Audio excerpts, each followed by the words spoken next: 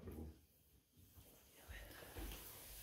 Om Jnana-timirandasya Gyananjana Salakaya Chaksurunmilitam Yena Tasmai Sri Gurave Namaha. Sri Chaitanya Manobishtam Stapitam Yena Bhutale Swayam Rupakadamayam Tadati Swapadantikam Vandeham Sri Guru Sri Yuta Padakamalam Sri Gurum Vaishnavamscha Sri Rupam Sagrajatam Sahagaragunatam Vitantam Sajivam Satvaitam Savadutam Parijana Saitam Sri Krishna Chaitanya Devam Sri Radha Krishna Padam Sahagana Lalita Sri Vishakam Vitamscha.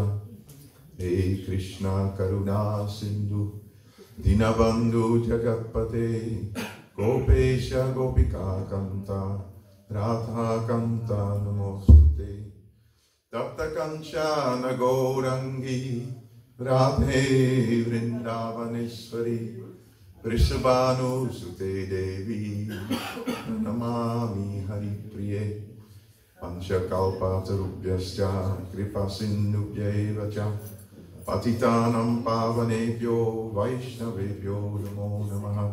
Sri Krishna Chaitanya Prabhu Nityananda Sri Advaita Gadadhar Sri Vasadi Gaura Bhakta Vrinda. Everyone. Hare Krishna, Krishna Krishna, Hare Hare, Hare Rama, Rama Rama, Hare Hare. Little louder. Hare Krishna, Krishna Krishna, Hare Hare, Hare Rama, Rama Rama, Hare Hare.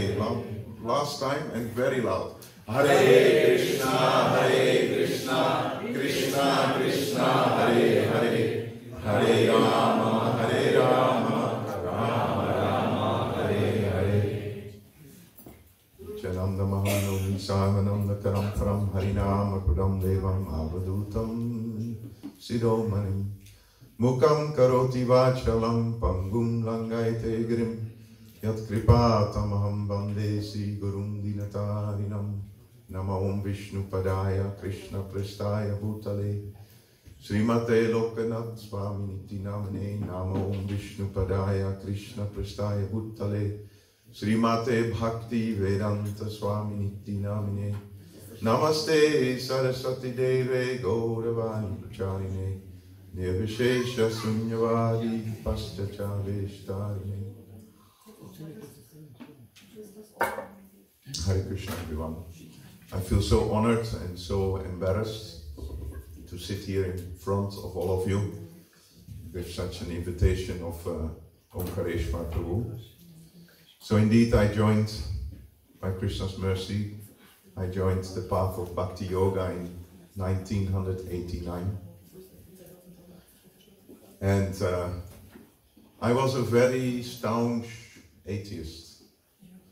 Not just a passive atheist, but I was an active atheist, and one of my hobbies was to philosophically debate with theists and try to defeat that person.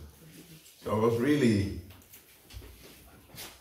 searching for spirituality without God in the picture. That's basically what my life was about.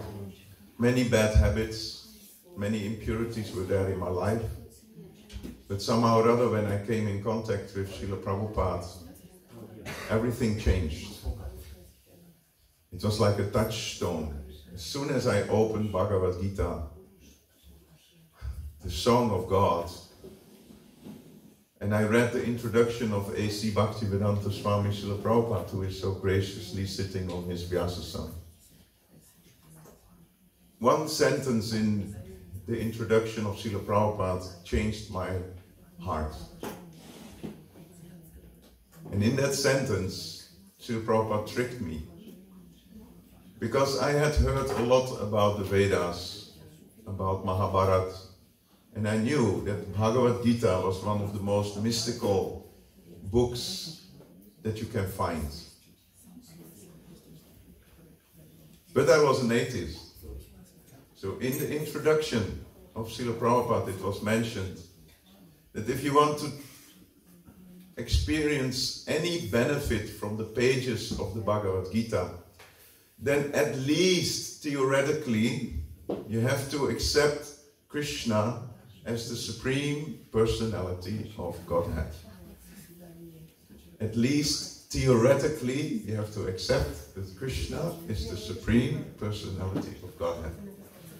And that sounded very safe for me. Okay, theoretically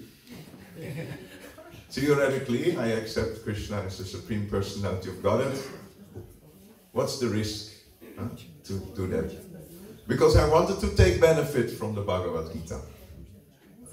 So Krishna, in the form of the words of Srila Prabhupada, really tricked me, because as soon as I theoretically accepted Krishna as the Supreme Personality of Godhead, my heart changed. And whatever I read in the Bhagavad Gita, the words sung, not spoken. When the Lord speaks, he sings. When the Lord walks, he dances. That's so beautiful about Krishna, the Supreme Lord, is that every step is a dance, every word is a song in the spiritual world. So what is the message of Bhagavad Gita? Very relevant for all of us. One of the conclusions, Bhagavad Gita has so many conclusions. How many of you are quite new in the process of Bhakti Yoga? How many here in this room are newly visiting this Krishna temple? Are there many or a few? Okay. So basically speaking, Bhagavad Gita teaches us three things. If you would condense the Bhagavad Gita in three levels, then Krishna teaches in the Bhagavad Gita three things. One is how to live, practically speaking. How to live a pure life. How to live a life of pure consciousness. How to live a life where you are getting free from karma. So how can you live a life that is free from sin? So that is the first level. First 6 chapters of Bhagavad Gita teaches us how to live purely, right? Second 6 chapters of the Bhagavad Gita, because the Gita has 700 verses, mantras, 18 chapters. The first 6 chapters, how to live purely. The middle 6 chapters, how to love. Sounds good, no? How to love. Would you like to love and be loved? So Bhagavad Gita teaches us the wisdom of love, Bhakti. And the last 6 chapters of the Bhagavad Gita basically teach us how to let go. How to live, how to love, and how to let go. So the path of Karma Yoga, the path of Bhakti Yoga, and the path of Jnana Yoga. Now at the end of the 6th chapter, Krishna encourages Arjuna to become a yogi, not a bogi. Most of us in this material world are classified as bhogis. Bogi means somebody who is very enthusiastic to enjoy material life. Like one of the teachers of my son, he is 12 years. One of the teachers, my son came home with this knowledge. The teacher made some statements that you only live once, so please enjoy as much as possible. That was the teaching of the headmaster of the school of my son. So my son came home and he was laughing. He said, such a pity that the headmaster of the school thinks that to enjoy your senses to the max is the path to happiness. Krishna says, Yehi samsparshaja bhoga dukkha yonaya evate adi antavanta konteya nate shuramate buddha. Beautiful Sanskrit verse that says that material happiness, actually it's amazing what Krishna says in the Bhagavad Gita in this verse. He says that the happiness that comes from the experience or the touch between the sense organ and the sense object, when they meet and they touch, it's called samsparsh. Complete union of the senses with the sense objects. When that happens, like how many of you like ice cream? I like ice cream. Don't be shy, I like ice cream. Not in the winter maybe. But when it's very hot outside, you see somebody selling ice cream. So the moment that the seller of the ice cream puts 2 balls on the waffle, right? And you ask, can you put 3 or more, and some cream on top? And then you find a nice spot in the park, in the sun, and then your saliva from the mouth starts dripping already from the mouth. You have to swallow. You have that ice cream, and then your tongue starts to, your mouth opens and your tongue sticks out of your mouth, wanting to touch the ice cream. So the moment that the tongue touches this wonderful ice cream, and it's the first touch, that's called Yehi samsparshaja bhoga. The cause of this bhoga, this happiness, is because of the touch between the senses and the objects. And then Krishna says something amazing in the second sentence. He says, this touch is dukkha yonaya evate. It's the cause of unhappiness. What? Krishna must be mistaken. Is it not the verse Yehi samsparshaja bhoga sukha yonaya evate? It's the cause of happiness, no? Krishna says no. Dukkha yonaya evate. It's the cause of suffering. And then he also explains, Adi antavanta kanteya nateshu ramate buddha. Somebody who is Buddha, somebody who is very intelligent, that person, nateshu ramate, I will not take pleasure. I will not put all my arrows on that happiness, senses between sense objects, because Adi, it has a beginning, Anta, and it has an end. If it comes, it comes. It's not that we are full renunciates and we don't want to experience any sense pleasure, but that's not where we put our focus on. So Krishna says, Tashmat yogi bhavarjuna. Always become a yogi, Arjuna. Don't become a bogi. Don't become a sense enjoyer, a sense gratifier. Because whatever happens in this material world is temporary.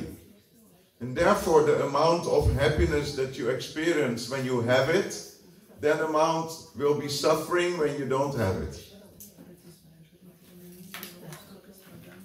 Does it make sense? If you're always in anxiety to satisfy your senses, then when you have it, you feel pleasure. When you don't have it, you feel frustration. Now we talked about ice cream. This is a little too materialistic example. But in relationships as well. In relationships as well. I remember when I fell in love with a girl when I was 12. I was with her for 2 years and then she broke up. So the amount of happiness I experienced with her, afterwards I was suffering like hell. My mother was married to my father for 60 years. And then 5 years ago he passed away. All the happiness that she experienced is now a cause of suffering. So therefore, happiness and distress in this world appear. like summer and winter seasons. We have to tolerate it. But don't put your focus on things that are temporary. Put your focus on that what is eternal. So today, especially during gatherings like this, we have to find a way to switch the focus from bogi to yogi. Like in the vocabulary of most of us, we are using 3 words the most in our vocabulary, in our use of words. Ich, mir und mein. Is that proper German? Yes? I remember from my school time 40 plus years ago. I, me and mine are the 3 words that we use the most in life. It's all about me. And during gatherings like this, we try to take the inspiration and to bring the inspiration to change the I into the you. You, Krishna. Just like when we enter the temple room, we take off our shoes, right? Why do you think we take off our shoes? One reason is it's not so clean to enter the Lord's temple room with dirty shoes where you walk outside with. Most of us don't even use shoes in our homes, right? It's more clean to take off your shoes. But when you enter the Lord's room, we take off our shoes. And shoe represents false ego. It's such a nice meditation. So before you enter the temple room, the room of the Lord, when you take off your shoes, the next time when you do it, then you will remember, I will also take off my false ego, my false identification. I'm a man, I'm a woman, I'm ugly, I'm beautiful, I'm German, I'm Belgium, I'm Dutch, I'm Hindu, I'm Muslim, I'm all these stamps that we put on ourselves. When we take off our shoes, we remember, I should also drop my false ego and enter the temple room as a soul, a humble soul. And then when we enter the temple room, we bow down. And most of the prayers that we offer always have the word Namaha, Namaha, Om, Vishnu, Padaya. I bow down, I offer my respect. But Namaha, if you cut it in 2, then you have Na and Na and Ma. Na means no, not, and Ma means mine. It's not about me. So we take off our shoes, we take off our false ego, and then we pray, Namaha. Now it's not about me, it's about you. So that's a beautiful process. It's good to replace the I, me and mine with Hare Krishna, Krishna Krishna, Hare Hare, Hare Rama, Rama Rama, Hare Hare. So, and to make that change from material to spiritual, we need inspiration. Just like when I came to Krishna consciousness, it was Srila Prabhupada, first of all, who gave me inspiration to make the transformation. Gatherings like this today are not to share information. It's to create a platform for transformation. Transformation of the heart. Not just getting a lot of information that we forget after a few days. No, we want to have some transformation in our life. A change of heart is what we want to achieve in ourselves. So in order to do that, we need association of those who have undergone that transformation. Right? Makes sense, huh? Therefore, in the Bhagavad Gita, we were saying that Krishna tells Arjuna, be a yogi. And then after that verse where Krishna tells Arjuna to be a yogi, then Krishna says, and amongst all the yogis, yoginam api sarvesham matkate nantaratmanaha sradavam bhajate yomam same yukta tamo mataha. It's the last verse of the 6th chapter of the Bhagavad Gita.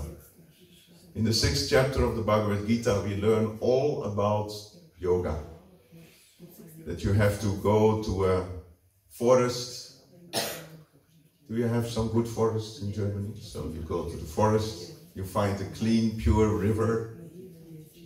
Do we have a clean, pure river near the forest in Germany? Yeah, with fresh air, and there are many fruit trees in the forest, and many creepers that have roots. So then when you are hungry, you just take a few fruits, you dig up some roots, that is what you eat. Drink a little pure water from the river, and all the rest of the time you meditate. You sit in Padmasana, erect, good body language, you know. You look inwards in your heart and you meditate for a few thousand years.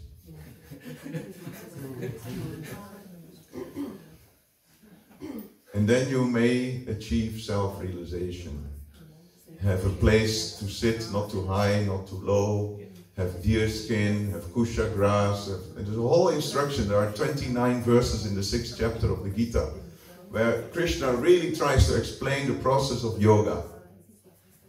How to breathe, how to not hear, not see, close your senses. And then after 29 verses,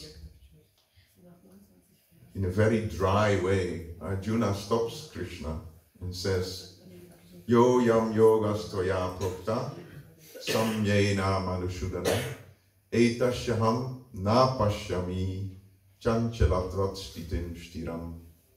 Arjuna says, yeah, it's wonderful what you are explaining in these 29 verses, but I don't see it.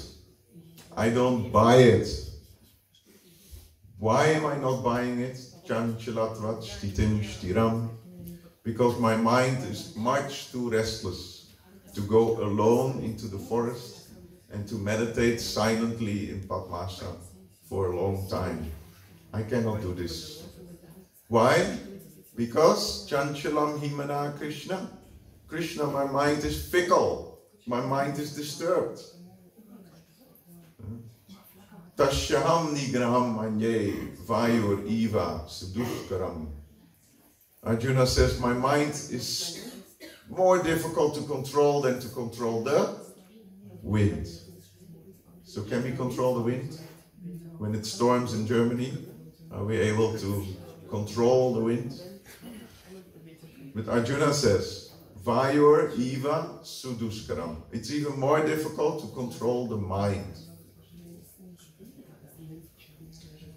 So then Krishna says, amongst all the yogis, that yogi who with full faith in his heart worships me and makes me the goal of his or her life, that is the greatest of all yogis. And now Arjuna was specified. He became very enthusiastic. And in the Nectar of Devotion and also in the Chaitanya Charitamrita, Sri Chaitanya Mahaprabhu is explaining to Sanatana Goswami that if you want to attain bhakti, love in your heart, love for God in your heart, then there are 64 items that we can practice in devotional service. And out of the 64 items that are part of the process of devotional service, 5 are most powerful. And the first one is Sadhu Sangha. Sadhu Sangha Nama Kirtan Bhagavat Sravan Maturavase Srimurtira Sadaya Sevan Sakala Sadana Srishta E Pancha Anga Krishna Prema Janma E Panchiralpa Sangha. Lord Chaitanya Mahaprabhu is explaining to Sanatana Goswami that 5 limbs of devotional service, if you practice those 5, you will very quickly attain loving devotional service for Krishna. So the first one, sadhu sangha. Sadhu comes from the word sat, and sat means eternal. So those persons who are dealing with the eternal are sadhus, persons who meditate on the eternal. Sadhu sangha is very important and very powerful limb of devotional service. So what are we doing today? We are coming together and we associate with the sadhus. And when you associate with the sadhus, then the second limb is nama kirtan. To chant the holy names of the Lord. Hare Krishna, Krishna Krishna, Hare Hare. Hare Ram, Ram Ram, Hare Hare. So this is the second. Is it easy or difficult to come together with other sadhus and to chant the holy names of the Lord? What do you think? Is it easier or more difficult than to go to the forest for a long time and sit alone silently meditating on the silence? It's very easy. Sadhu Sangha Nama Kirtan Bhagavat Sravan. Bhagavat Sravan means Shravana. It's to hear. To hear about what? To hear about the glories of the Supreme Personality of Godhead and His pastimes with the devotees. Also not very difficult. Sadhu Sangha Nama Kirta Bhagavat Sravan.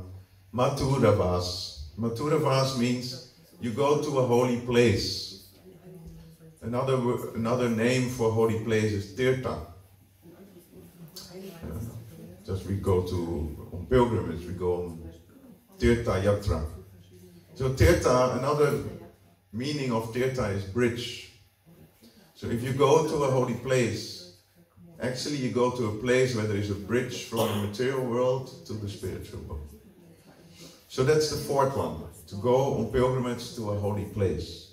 I think this is a holy place here in Köln. We have Gauradesh deities, beautiful altar, so many pictures of Krishna around us, all the pastimes are there, and a room full of devotees. So this is a tirtha, this is a holy place. This is a place where you can go from the material to the spiritual platform. And then the last one is Sri Murtira Sradaya Sevan, is to worship the form of the Lord. Like we see here, two beautiful forms of Gauradesh. If you worship the Lord on the altar with faith, that is also a way to develop your love for Krishna in your heart. So that is what Prabhupada actually created. Sunday love feasts have all these 5 ingredients. Associating the devotees, chanting the holy name, hearing about Krishna, worshipping the deities, and going to a holy place. All these 5 together. But Sakala Sadhana Sreshta E Pancha Anga. Even a very slight association with one of the 5 is already enough to Krishna Prema Janma. Is to let Krishna Prema take birth. Krishna Prema means ecstatic love for Krishna, and Jama means to take birth. So this is amazing. The only thing that we need to develop is some kind of enthusiasm. Enthusiasm in devotional service is one of the 6 favorable aspects to develop your Krishna consciousness. Enthusiasm in Sanskrit is called utsahan. Just like when you go to a festival, it's called utsava, right? Mahotsava. So utsav and utsahan means something very joyful, very festive. So today is a very festive day, and what I'm trying to do today, let's see how far we will go today in this, is I would like to try to pick some fruits together with you. Now here you see a mango tree. In India there are many, many mango trees. And there is one very beautiful pastime. When Chaitanya Mahaprabhu was here on the planet 500 years ago, he was always doing the chanting. Hare Krishna, Krishna Krishna, Hare Hare, Hare Rama, Rama Rama, Hare Hare. And after doing a few hours of kirtan with all his associates, he could see that all the participants, they got a little bit thirsty. So what he did, he planted a mango seed in the ground, and because Lord Chaitanya is the Supreme Personality of Godhead, immediately a tree grew to full maturity and was filled with hundreds of ripe mangoes. That's one of the miracles that Lord Chaitanya Mahaprabhu performed. It was in a place called Amrita Ghat, and in Amrita Ghat he planted the seed, the tree grew all to its maturity, and there were hundreds of ripe fruits, ripe mangoes in that tree. And it is said that these mangoes, they didn't have a pit. So they were pitless.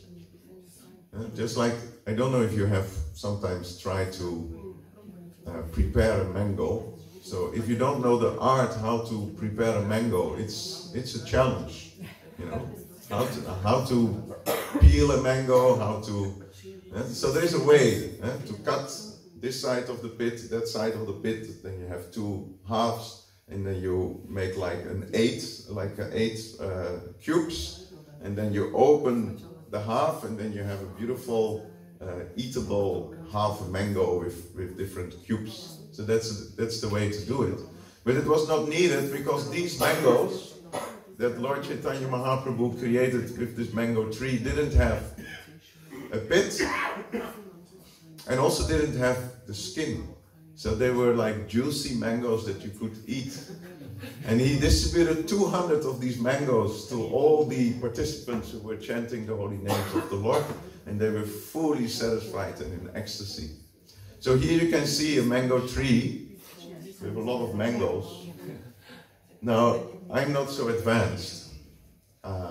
My spiritual advancement, it's a bit contrary as what Umgebung Prabhu was saying.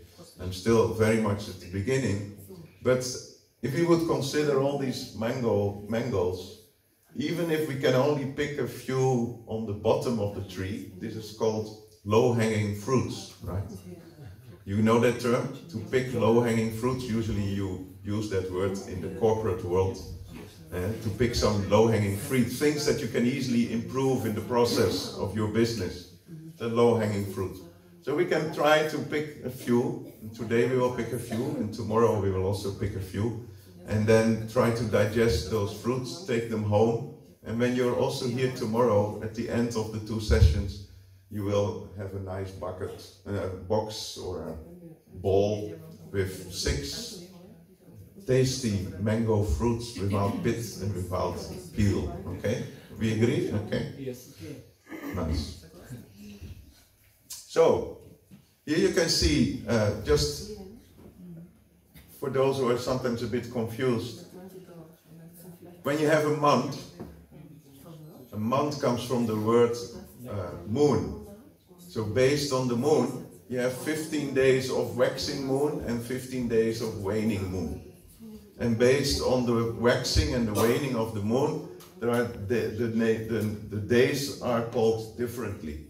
Like for example, if it's new moon, there is no moon, it's called Amavasya. We recognize a few, right? For example, the 5th day of the month is called Panchami. And then you have festival names like Garuda Panchami. Or the 8th day of the waxing or waning moon is called Ashtami. So you remember when we have festivals like Janmashtami or Radhashtami or Bhishmashtami, these always fall on the 8th day after the waning or the waxing moon. Or Ekadasi. On Ekadasi, Ekadasi means 1 plus Dasa, 10 is 11. So it's the 11th day of the waxing or waning moon. We do fasting from grains. What else? Dwadasi. Today, it's Dwadasi. It's the 12th day after the waxing moon. And therefore, today it's Varaha Dwadasi. It's the appearance date of Lord Varaha. Trayodasi is tomorrow. It's Traya and Dasi. It's 3 plus 10 is 13. It's the 13th day. And then you have sometimes in May, you have Nrsimha Chaturdasi. It's the 14th day. So like that. And the 15th day is full moon. It's Purnima. And you have festivals on Purnima called Gaur Purnima. In March, it's Gaur Purnima. Or Balaram Purnima. So that's always falls when the moon is completely full. But today, it's the Varaha appearance day. Now the Lord, although the Lord is one, the Lord has many different kinds of expansions and incarnations. They are called avatars. How many of you have heard about avatars? A little bit more enthusiasm. Did you hear about avatars? Yes?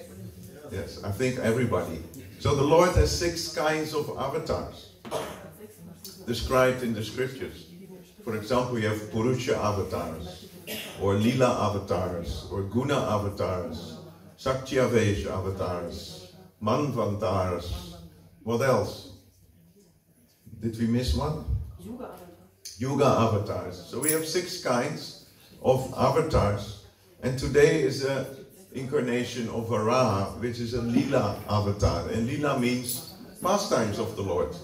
The Lord comes to this world to engage in different pastimes. In the cosmic history.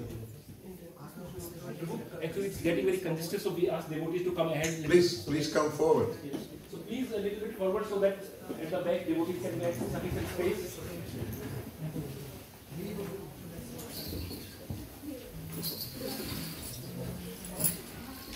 We are expecting more guests in the later time, so we can.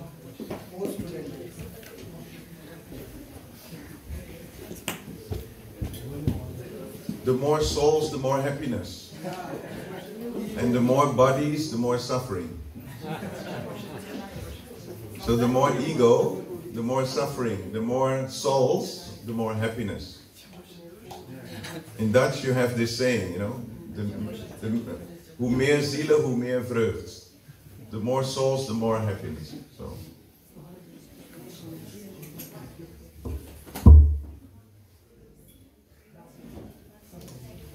So in the cosmic history, sometimes some very powerful demons appeared in the cosmos. Very, very powerful demons. 2 demons that are specifically very famous are Hiranyaksha and Hiranyakasipu. Now the word, or the name Hiranyaksha, is very interesting and also very applicable in this modern times, because Hiranya means gold and Aksha means eyes.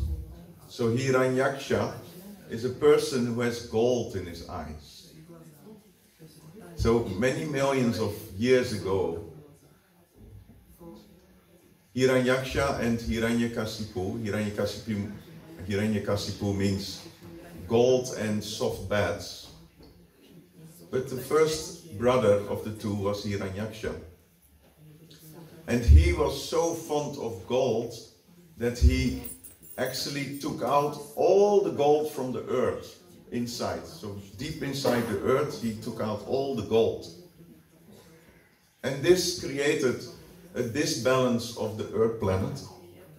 It went out of its orbit, and it is mentioned that it fell into the ocean of Gauradesh. So the earth was actually falling inside the ocean of Gauradesh, which is a cosmic ocean, and the earth was in great danger. Now the Lord, actually Lord Brahma, who is the first created being in this universe, he became very puzzled. And he was praying to Krishna that, what can I do now? One of the planets in this universe went out of its orbit and fell into a very terrible condition. And the risk is there that all living entities will be destroyed on this planet Earth. And while he was meditating on the Supreme Personality of Godhead, something came out of his nose. out of the nose of Lord Brahma, who is the creator of this universe, came a being which was taking the form of a boar, like a swine or a boar. So, and it manifested in the cosmic, in the cosmos as a huge creature. And that creature is called Varahadev. And today, on this Varaha Dvadasi, we are remembering how this boar form of the Lord, which is one of the Lila avatars, actually dove into this ocean of Garbhodaka and lifted the earth planet from the ocean and put it back in its orbit. That is what we commemorate today, and that is called Varaha Dvadasi, because millions of years ago this Lila between the Lord and the demon actually took place. Now when Krishna in the form of Varahadev killed this demon, Hiranyaksha, then his brother Hiranyakasipu, he became extremely angry, and he was also very powerful, so he started to chase the Lord in the form of this boar. And the boar was fleeing and going everywhere. It was actually a playful event for the Lord. And then at one point Varahadev decided to hide himself into the heart of Hiranyakasipu himself. And why was he hiding in the heart of that demon? What do you think? What could be a good explanation?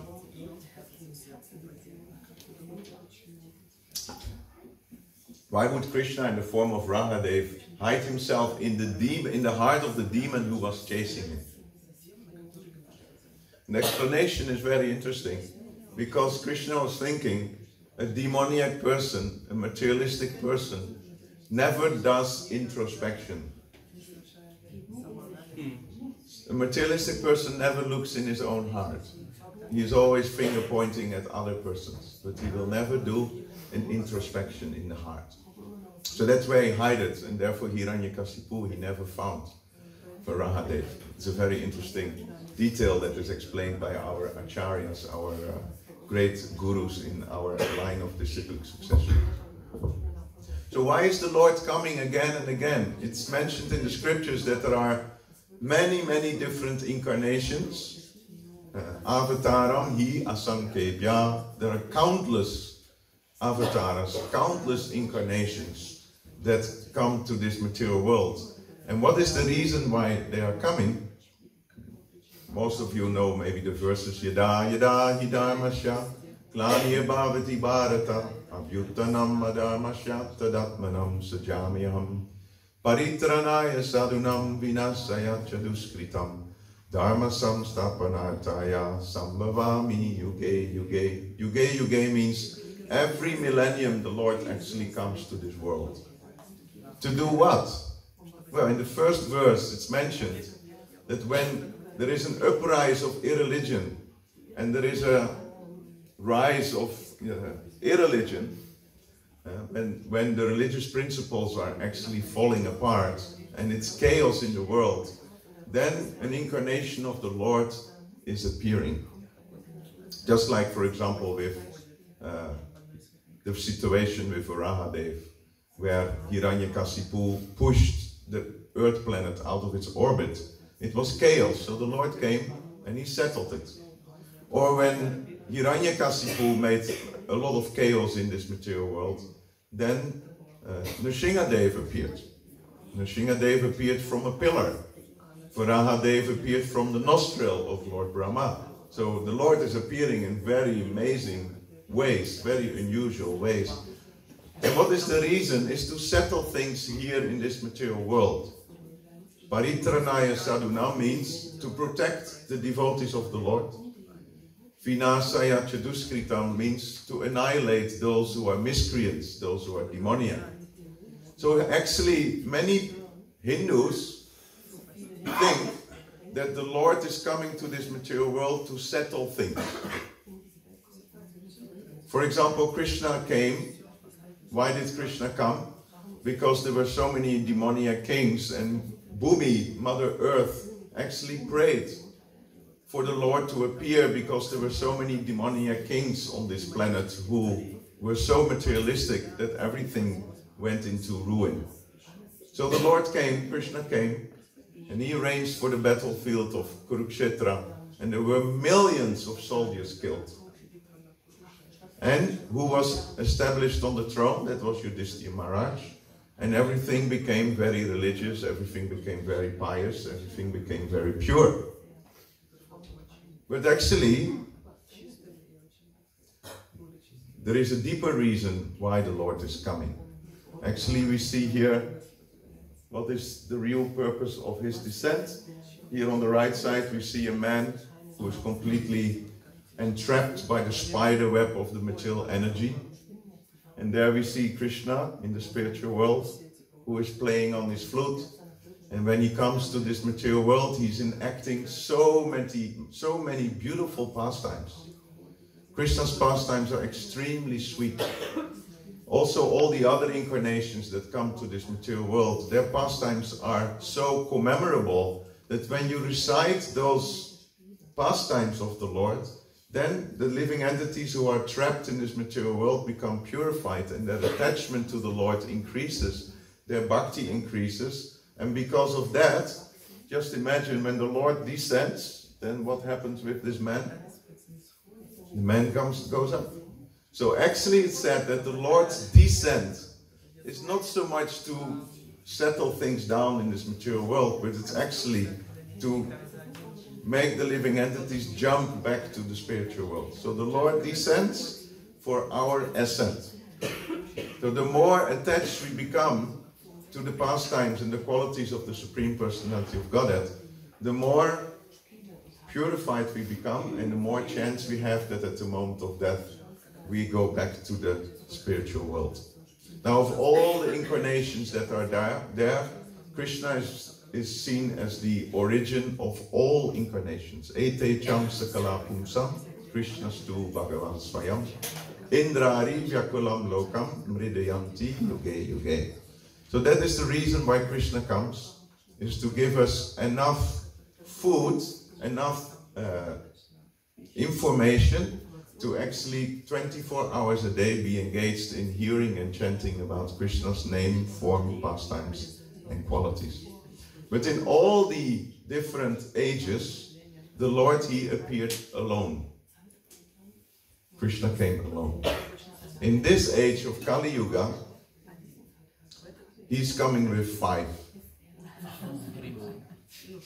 Why is he coming with 5?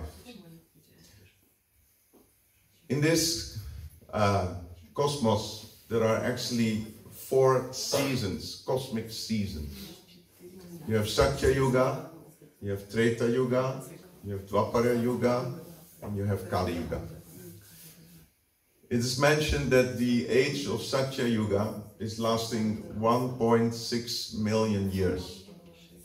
And in these 1.6 million years, all human beings who lived during that time, they were all very, very pure. They were already very advanced in spiritual consciousness. We talk about a few million years ago. So the process in the age of Satya Yuga was, like we mentioned, meditation. Go to the forest and meditate for thousands of years. And after meditating for thousands of years, you will realize the super soul in your heart. But we don't have that time in Kali Yuga because we don't live for 100,000 years as they lived in Satya Yuga. The second cosmic era is called Treta Yuga. People lived 10,000 years. But the problem was that one of the 4 religious principles was vanished. Religion, real religion, pure religion, is built on 4 pillars. And I think it's very important to mention that here. The 4 pillars of real religion. Anybody knows? Yes? Tapa, Socha, Daya, and Satyam. So for those who don't know Sanskrit, it is austerity, mercy, cleanliness, and truthfulness. So if you have a full religious process, then you have austerity, you have mercy, you have cleanliness, and you have truthfulness. In Satya Yuga, all these 4 pillars of religion were fully manifested. All human beings had these 4 qualities in their heart. They were very austere, very renounced, very merciful and kind to all living entities. They were very clean, both mentally clean and physically clean. And they were fully truthful, because they knew the truth. They knew that Krishna was the Supreme Personality of Godhead and that loving devotional service was the way to achieve. Now in Treta Yuga, which is the second cosmic season, one of the four qualities dwindled, disappeared. Do you know which one? It was tapasya, austerity.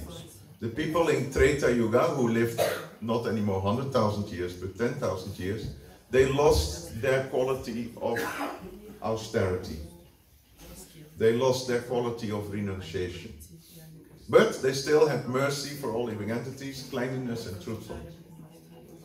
Now, in the Dwapara Yuga, which ended 5,000 years ago, the end of Dwapara Yuga is when Krishna appeared, another quality disappeared.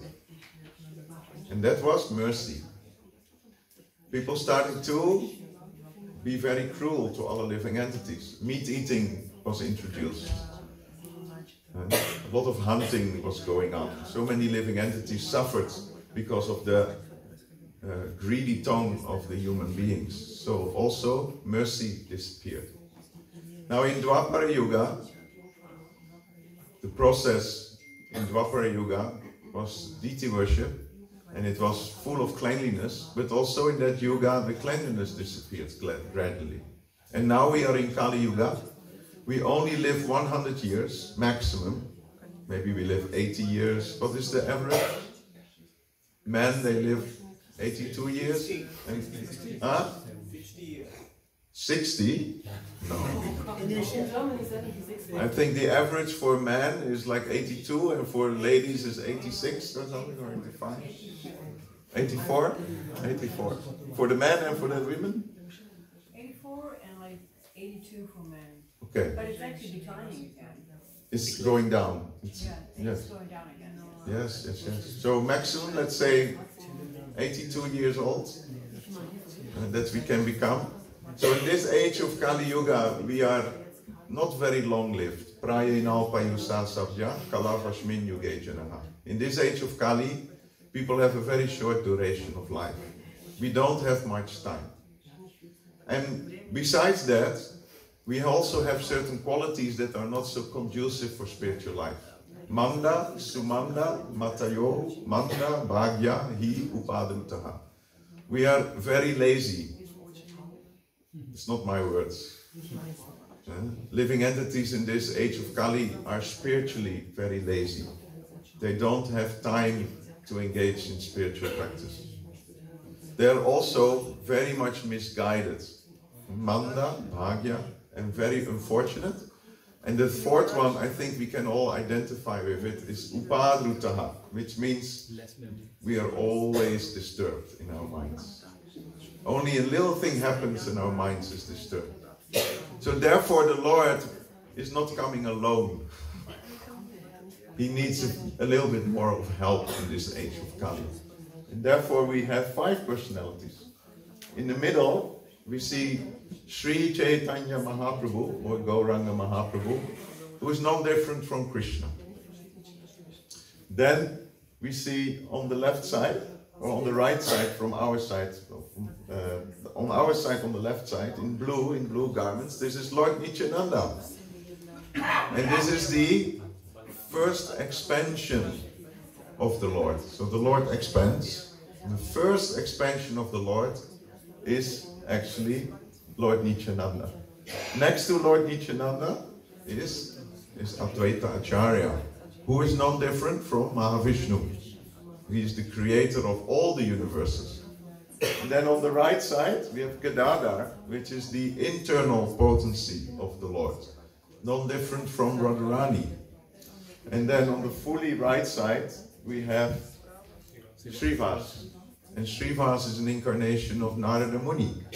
So these 5 personalities, Sri Krishna Chaitanya, Prabhu Nityananda, Sri Advaita Gadadhara, Srivasadi, Gaura Bhakta Vrinda, These 5 personalities came to this planet 500 years ago to combinedly try to convince us to engage in spiritual life.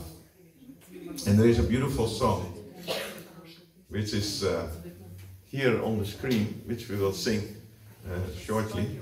We need a harmonium, mridanga. Somebody could play harmonium, yes. And Who can play? And mridanga. but a little explanation of this song. Sri Chaitanya Mahaprabhu is non-different from Krishna. So Krishna appeared 5,000 years ago. Sri Chaitanya Mahaprabhu, he appeared 500 years ago. And it's mentioned that Sri Chaitanya Mahaprabhu was so extremely merciful that he freely gave away to everyone pure love of Godhead. Sometimes even by his embrace, people would become lovers of Krishna. The heart would change immediately when you would see Sri Chaitanya Mahaprabhu. Sri Chaitanya Mahaprabhu would not make a distinction between a sinner or a pure person. Everybody that he met was a candidate to become a lover of Krishna and to become the topmost yogi. So when he was traveling over India 500 years ago, he transformed thousands and millions of people into Vaishnavas, into lovers of Krishna. Now what happened is that at the end of the life of Sri Chaitanya Mahaprabhu, Lord Nityananda Prabhu, who is his first expansion, who is non-different from Balaram, he was worried. And he approached Lord Chaitanya Mahaprabhu and he asked Lord Chaitanya Mahaprabhu that when you leave this world, what will you do with that prema, with that pure love for Krishna that you are spreading around? What will you do with it? And Sri Chaitanya Mahaprabhu, he says, I will put it in a river called Padma, the Padma river. And near the Padma river, very soon, a very great personality will take birth in the form of Narottam Das Thakur. He says, when I drop this prema, this love for God in the river, now make sure that this boy that will take birth, Narottam, will receive that love of Godhead personally. So that's actually what happened. Many, many years later, Narottam Das Thakur was visited in a dream by Lord Nityananda Prabhu. And Lord Nityananda Prabhu, he advised him, now tomorrow morning you take bath in the Padma river. And the boy, he took his bath in the Padma river. And immediately the river started overflowing. And all that prema, all that love for Krishna entered the body of Narottam Das Thakur. So Narottam Das Thakur became mad in ecstatic love for God. His parents became very worried. He was a very pious boy before, but now he was an ecstatic lover of Krishna. And he was dancing, and even this bodily complexion changed from blackish, brownish into golden when he came out of that river. So the parents were even thinking, should we go to a psychologist or something, or psychiatrist, because our boy became mad in ecstatic love for Krishna. Sometimes our parents are also a bit worried when we join Krishna consciousness. They think, what happened to our boy, or what happened with our girl? They are only talking about Krishna and love for Krishna and loving all living entities, like that. Now when Narottam Das Thakur, when he was about to leave his body, one of his associates asked him, you are the receiver of pure love of Godhead in the form of liquid prema. Now what will you do with all that love when you leave? And he said, I've put all that love that I received from Lord Chaitanya Mahaprabhu for Krishna, I put it all in my songs. He wrote many beautiful songs. And this is one song. The first line says, Sri Krishna Chaitanya Prabhu Doya Kora Mori Toma Vina Ke Doyalu Jagata Samsare. This means, oh my Lord Sri Chaitanya Mahaprabhu, please give me your mercy.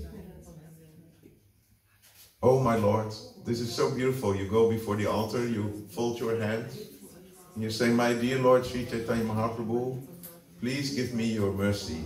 Why? Toma vina ke doyalu jagata samsare. Because without you, without your mercy, where else can I find any mercy? Patita pavana hetu tava avatar. My Lord, I am not very qualified to receive your mercy, but that's good news. Because patita pavana hetu tava avatar. You have specifically descended in Kali Yuga to liberate the fallen souls. Mosama patita Prabhu napai they are. Narottam Das Thakur says, if you would examine me, you would not find anyone more fallen than me. So my claim goes first. You have descended to rescue the fallen souls. Here I am. Now you have to rescue me. And then he says, Haha Prabhu Nityananda Premananda Sukhi Kripa Bolokana Koro Ami Boro Duki. He says, oh my Lord Nityananda, you are always so ecstatic, so happy in Prema Ananda, the happiness of love of Godhead. Sukhi, the word Sukh and Dukh is very interesting, because Sukhe and Dukhe are Sanskrit words. Ke means space, and Su means a very good space, and Du means a bad. So good space and bad space. Do you say that in Germany sometimes, that are you in a good space today? Do you say that? Is that something that you use in German? Not so much. In English you say, oh, I'm really not in a good space now. Meaning I'm in a difficult period of my life. Right? So Sukhe means I'm in a good space.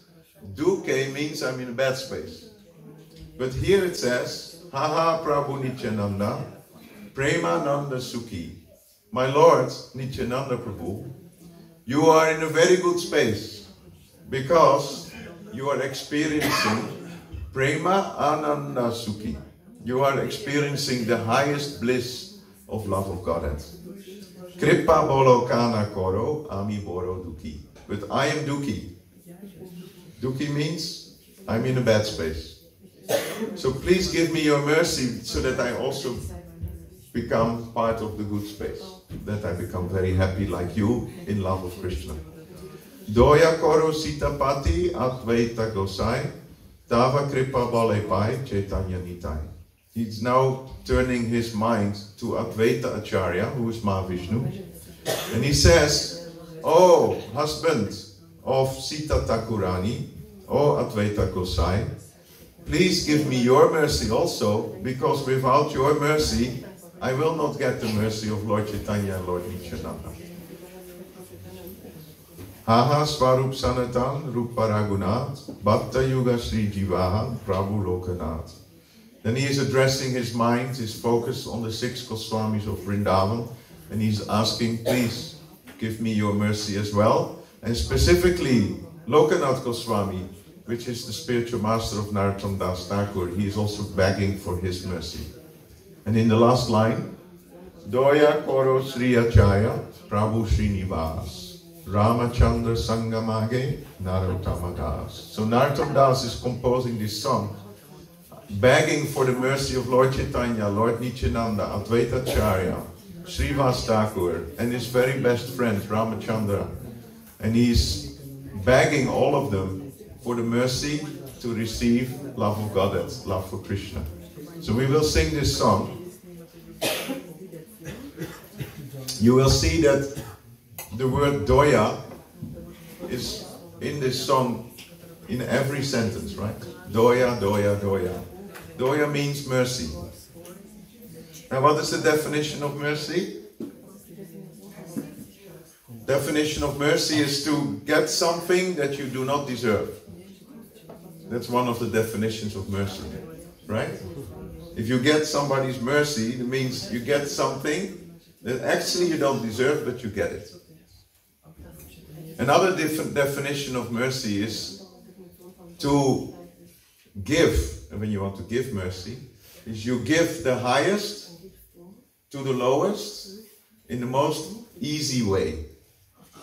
So this is what Lord Chaitanya Mahaprabhu came to do. He came to bring the highest, Golokera Premadana, Harinama Sankirtana. So he gave the highest to the lowest in the most easy way, which is the chanting of the holy names of the Lord in the association of the devotees. Very, very easy process. So let's sing this beautiful song, and we will sing some Hare Krishna afterwards also. And then if there are any questions, then we can take some questions. We sing it in the tune of Radhe Radhe Govinda.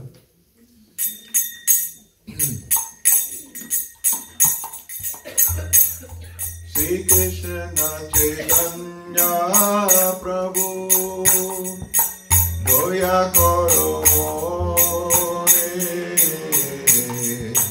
Toma Vina Kejo Yanu Jagata Samsare.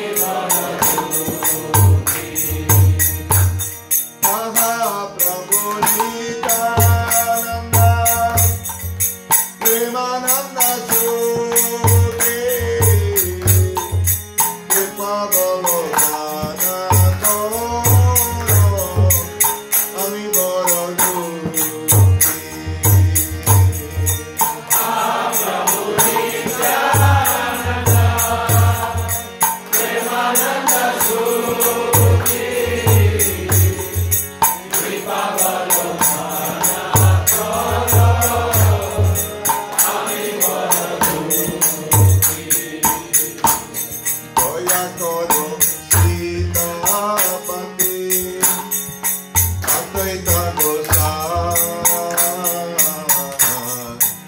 Tava Kripa Bole Pai, Chaitanya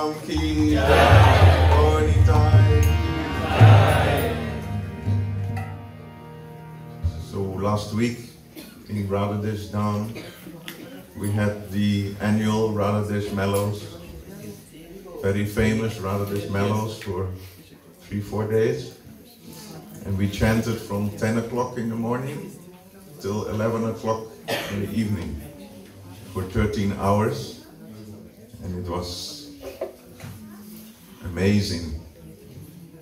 If you want to chant the holy names of the Lord constantly, you have to have a certain state of mind to do that. Trunadapi sunichena tarorapi sahishnuna amanina manadena kirtanaya sada hari. Kirtanaya sada hari. Sada means always. And kirtan is the Sanskrit word, comes from kirti. And kirti means famous. So if you want to make Hari famous, then you perform Kirtan, Hari Kirtan. And if you want to do that continuously to make the Lord famous, not yourself, don't be so busy with your Facebook page to make yourself famous, make Krishna famous. Then you have to have this state of mind like Narottam Das Thakur. Please bear in mind that Narottam Das Thakur was the personal recipient of the pure love, the prema, that Lord Chaitanya Mahaprabhu had in himself. He gave it personally to Narottam Das Thakur. Now why is Narottam Das Thakur begging to all the devotees in the world for a little bit of mercy? Why did he beg for the mercy if he was the recipient of pure love of Godhead from Lord Chaitanya Mahaprabhu? This is very mystical. If you receive the highest, then why do we feel the lowest? This is very difficult to understand. When we see the most advanced Vaishnavas in our history, they were all extremely humble. Trinad api sunichena. We have to become more humble than a blade of grass.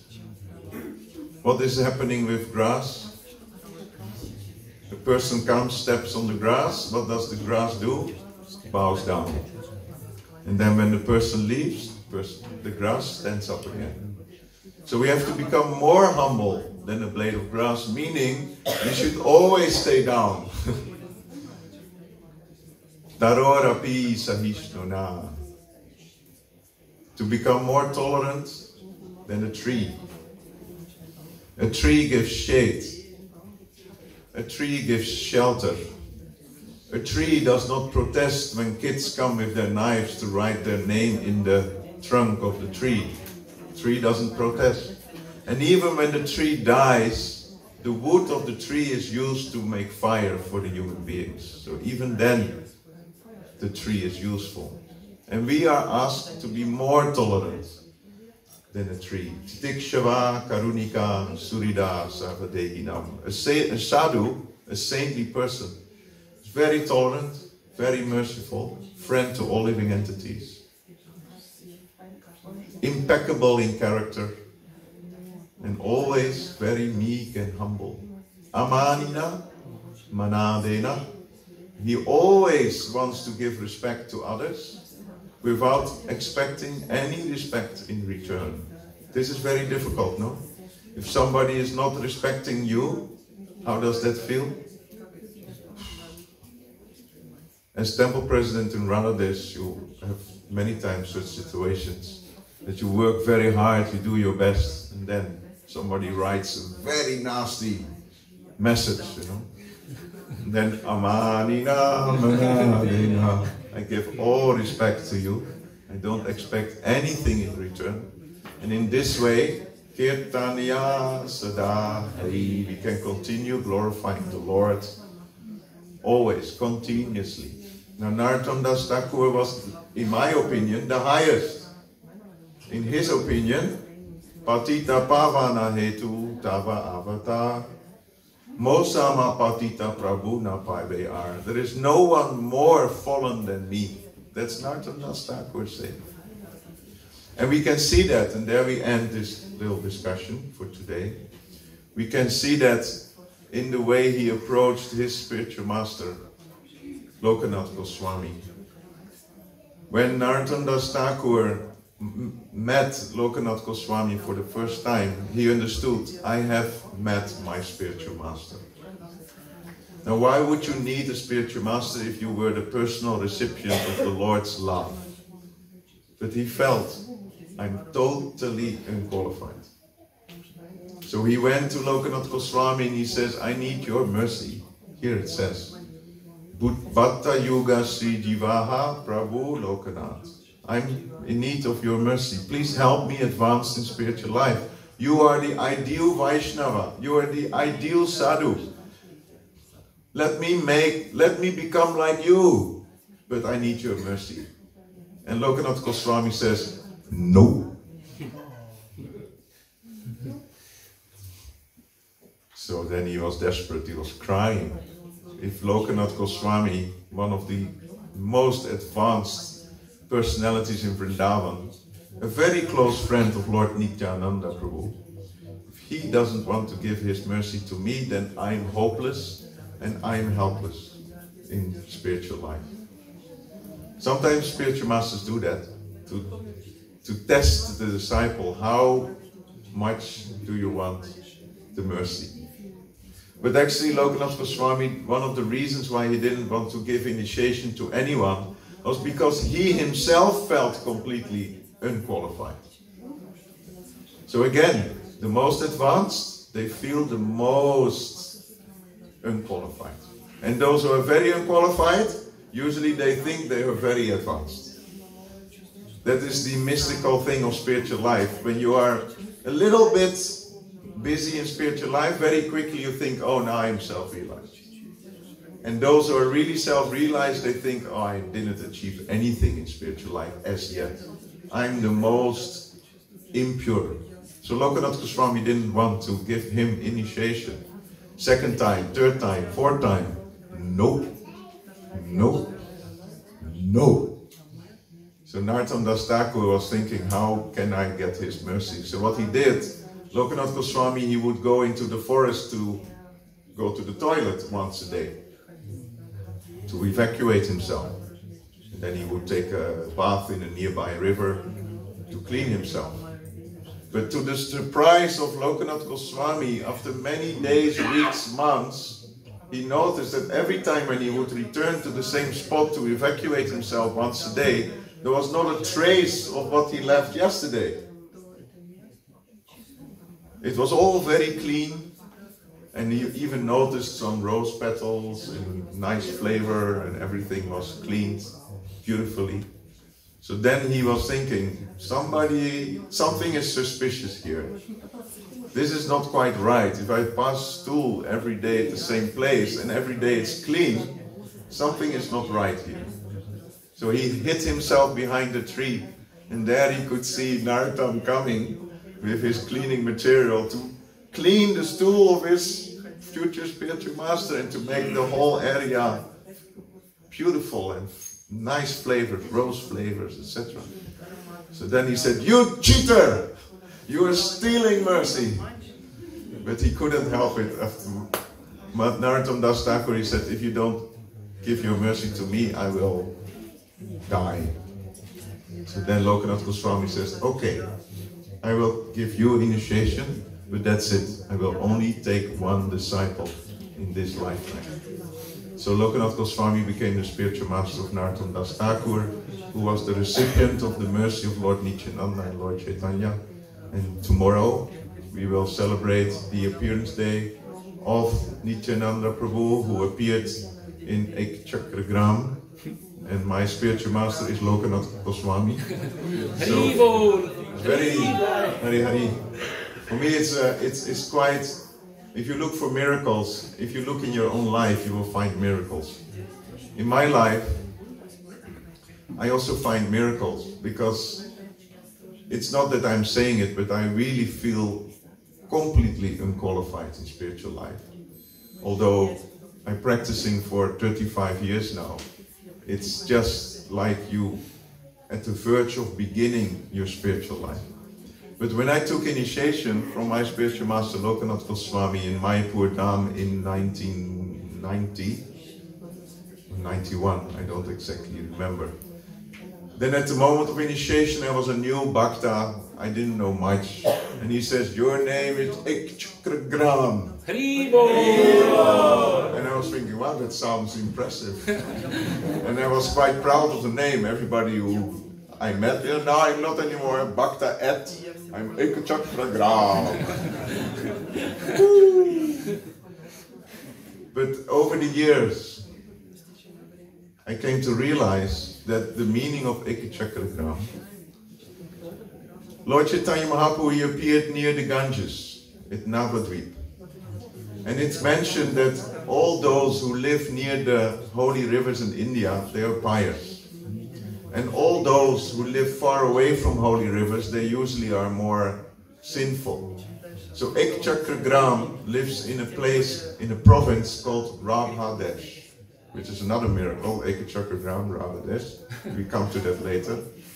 And Gauradesh, you can say it's the dash of Radha, it's the place of Radharani, but that's not the real meaning of Gauradesh. Gauradesh means that place where the Ganges doesn't flow. In other words, that's a place where all the sinful people are staying. And Lord Nityananda, he appears in a place full of sinful persons to give the highest love of God to the most sinful. So over the years, I started realizing why my spiritual master named me the servant of Ekachakragram Das. And then, after many, many years working in the society, in the corporate world, I was following so many trainings like you do in multinational companies. You're obliged to follow so many communication trainings, organizational trainings, coaching trainings. And I was always scratching my head that, why am I learning all this stuff just to serve a multinational company? It's a shame that I use all this knowledge for Maya. And then, almost 4 years ago, the previous temple president, Shamananda Prabhu, he said, it's not my dharma to be a temple president. And then Hriday Chaitanya Prabhu, who is the GBC in many European countries, 2 minutes before Mangalarti, before the curtains opened, he grabbed me, my arm, and he says, so, Ekachakragram Das, how would you solve the problem of vacancy in temple presidency in a few days from now? So then, 2 weeks later, I suddenly found myself in the TP office of Gauradesh. And I was thinking, it's amazing that Ekachakragram is situated in Gauradesh, and I'm Das. And now I'm the servant of Gauradesh in this role. So Nityananda Prabhu's mercy is just amazing, how he gives the most fallen person a position that is in charge of a beautiful place like Gauradesh Dham, where Shri Radha Gopinath is situated, where we have the Gauradesh Mellows. So I'm every day waking up and thinking, oh, I don't want to spoil this. Krishna gave this service to me, Lord Nityananda gave the service to me. And it is just amazing how my spiritual master gave me that name, Ekachakragram, that is situated in Gauradesh, and that now I am so much involved in the Gauradesh temple. So miracles happen even to those who are very, very unqualified. So thank you all very much. I'm very honored to be with you today and tomorrow. And I hope I could give you a few fruits, although we didn't even get to the first fruit. I'm sorry. So you have to come back tomorrow for more fruits. And we start the program tomorrow, I think at 4 o'clock something. Yes. But I think I should stop here now because it's 4 o'clock. I don't know if there's time for any questions or comments from Keshav Prabhu, or that we can take a few questions maybe. Okay. Yeah, So a few questions, if you... maybe 2-3 questions maximum. If there are any questions, please feel free.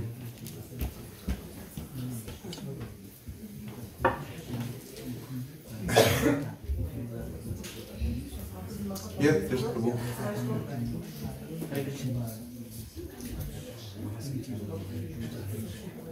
Is it working? Hare Krishna. Now, Prabhuji, you mentioned that Panchtattva or Chaitanya Mahaprabhu, he comes once in every Kali Yuga, or is some special Kali Yuga when he comes? Lord Sri Chaitanya Mahaprabhu is coming once a day of Brahma, and one day of Brahma is a very long time. One day of Brahma consists of 1000 Chatur Yugas, and one Chatur Yuga is Satya Yuga, Treta Yuga, Dwapara Yuga, Kali Yuga, which means 4.3 million years times 1000 is one day of Brahma. So we talk about billions of years, and in billions of years once Krishna comes. And then Lord Chaitanya Mahaprabhu comes right after the appearance of Krishna, like 4,500 years ago. So it's very, very rare. But in every Kali Yuga, Sri Chaitanya Mahaprabhu as a Jiva comes, as a Sakya Vesha avatar. So we always have a Yuga avatar in every age. Yuga avatar means that incarnation of the Lord that spreads the Yuga Dharma of that age. So in this age of Kali Yuga, we have the Yuga Dharma of Kali, Kalira Dharma, Krishna Nam Sankirtan.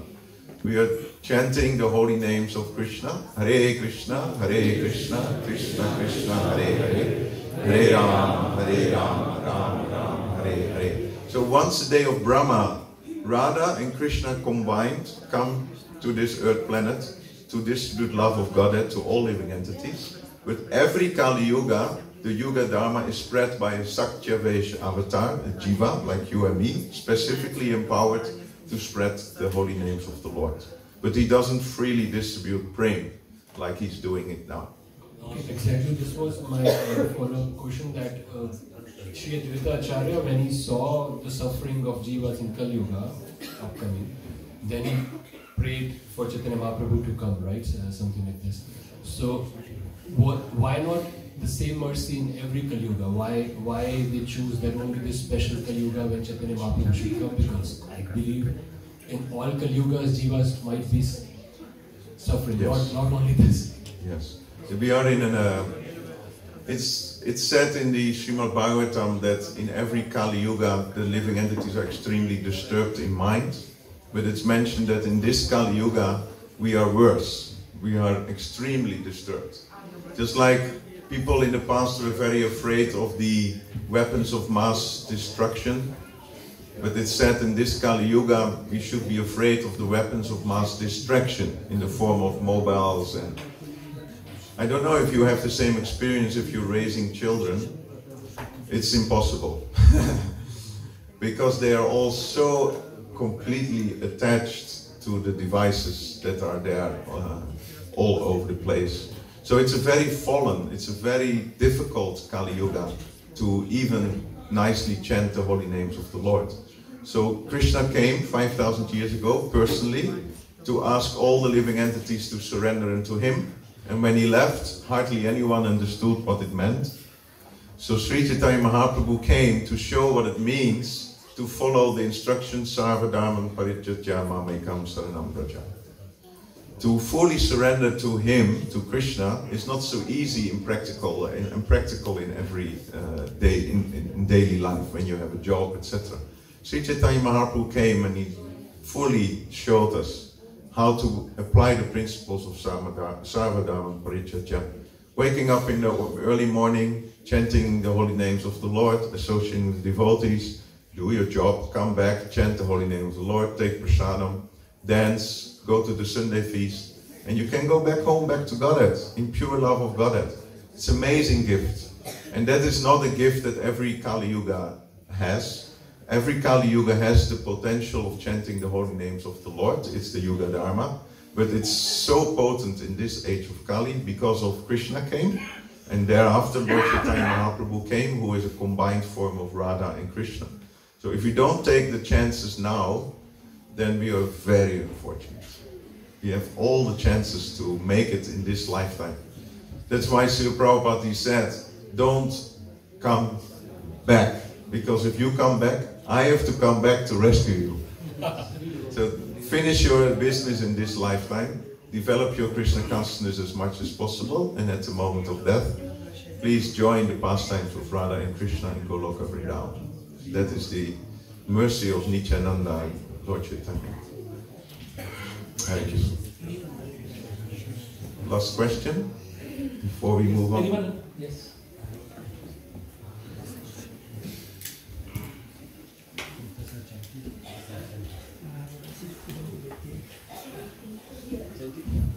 Hare Krishna. Hare Krishna. I have one doubt on the arrangement of the yugas. Like in Sanskrit, Treta means 3 and Dwapar means 2. So Yes. why does the order comes like Sat Yuga, Treta Yuga, Dwapar and then Kali Yuga? Why it's not Sat Yuga, Dwapar, Treta and then Kali Yuga? Well, it is always Satya, Dvapara, Treta and Kali, except, and that was the topic we discussed right now, except when Krishna comes personally. Then the Treta and the Dvapara yugas are swapped. They are interchanged because of the sequence of Krishna and Lord Chaitanya Mahaprabhu coming. So it is, normally it's what you're saying is correct. In all the Chatur yugas, we have this sequence of Satya, Dvapara, Treta. Treta means 3, Dvapara means 2. So it is from 1, 2, 3 to 4, right? And now we have 1, 3, 2 and 4. That is your question.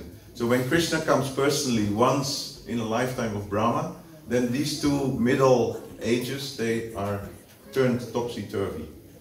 It's only when Krishna appears personally, because he is appearing in the Dwapara Yuga just before the start of Kali Yuga. So that's why it's interchanged. But normally the sequence is correct, what you're saying. Thank you. Hare Krishna.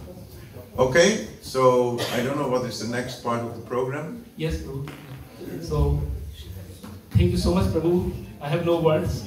So, how you have taken us into the deep Gaur Leela. So, we started from Bhagavad Gita. Prabhuji was talking about, taste of ice cream, how the sense gratification leads to miseries.